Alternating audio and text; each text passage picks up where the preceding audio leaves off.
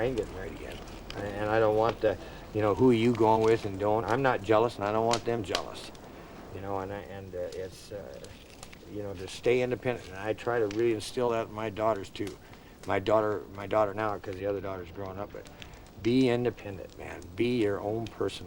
Get some shit going for you besides just your ass, because the next thing you know, you're married to some guy, and he gets pissed off at you, and he's going to leave, and you ain't got no other shit going for you, so you're going to stay with this son of a bitch because you ain't got nowhere else to go.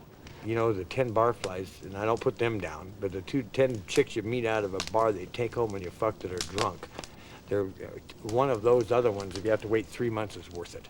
Because all of a sudden somebody loves you. And they don't have to love you to marry you and picket fence, but for that night they do. And you love them. And that's worth hundreds of those others. Even though I can't say that I've done hundreds of those others. And I'm not saying because I'm good looking, just the fact that I sailed on merchant ships and went to, Korea and Philippines and all those places who have thousands and tons of whorehouses. And I loved them little whores. They were great. I mean, they were looking for a bond too. And I treated them well. I mean, I didn't get a lot of money, but I tried to get them off. I didn't just consider myself either. So, in fact, that was my goal, man, is to get one of them little horses. In fact, my whole goal, in fact, in life there for a long time, rather than being a pig farmer, I wanted to be a towboy in a Korean whorehouse. I really wanted that job. But fuck, I had to. That line was so long, I'd be dead by the time I got it, So, but they were people too, I guess you can even refer to the Bible with Mary Magdalene, or I guess if you want to go there, but whores are people, prostitutes are people, and they're eking out a living, and what's your moral judgment of them and what their moral judgment of the deal is really not even related. Because they're out there surviving, Or maybe I took that attitude on from, I'm not a vast member in AA, but I think AA is a good organization, but that same saying they got, accept the things you cannot change, and change the things you can. And hope the shit you got the wisdom and know the difference.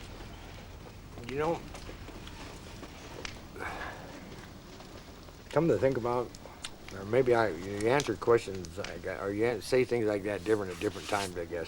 But right now, in my mind, the big... Oh, take them out of here. All right. Junior engineer, I banged in your cars. We'll just send a memo to Burlington.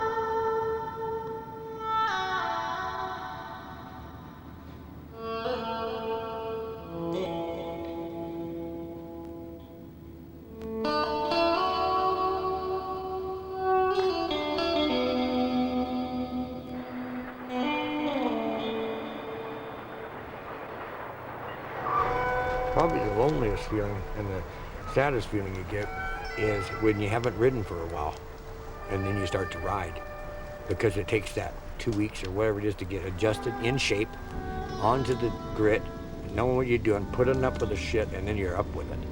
But I would say the biggest thing is basically have nothing in your pocket, because you always seem like you're generating something. If you go out and you chop wood, you make 20 bucks or so, you always keep that $5 rattled. It's like going into a bar asking for a job. If you can't go in there and get a cup of coffee first, it puts you in another shot. It goes to show you that pride is more important than food. That pride is what can kill you.